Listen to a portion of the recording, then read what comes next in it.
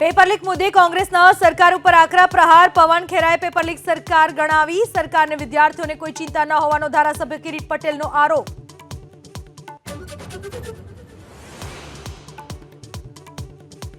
NEET paper લીકને લઈને મહારાષ્ટ્રમાં એટીએસની મોટી કાર્યવાહી।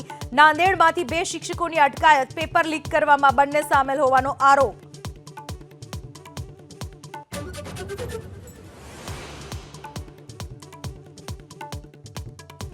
आज अमदावाद सहित मध्य गुजरात, सौराष्ट्र और दक्षिण गुजरात में हळवाथी भारे वरसादनी आगाही।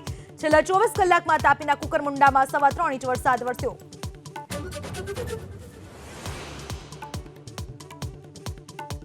सूरतना सिंगणपोर तरणकुंड में दारूनी महफिल ने लईने मोटी कार्यवाही। 3 स्विमिंग इंस्ट्रक्टर सस्पेन्ड। हंगामी इंस्ट्रक्टर संजय भगवाखरू ने छूटो करायो।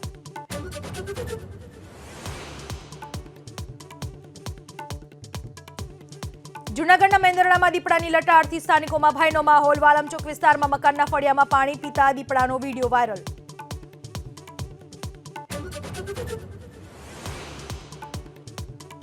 T20 વર્લ્ડ કપમાં સુપર 8 મુકાબલામાં મોટો અપસેટ।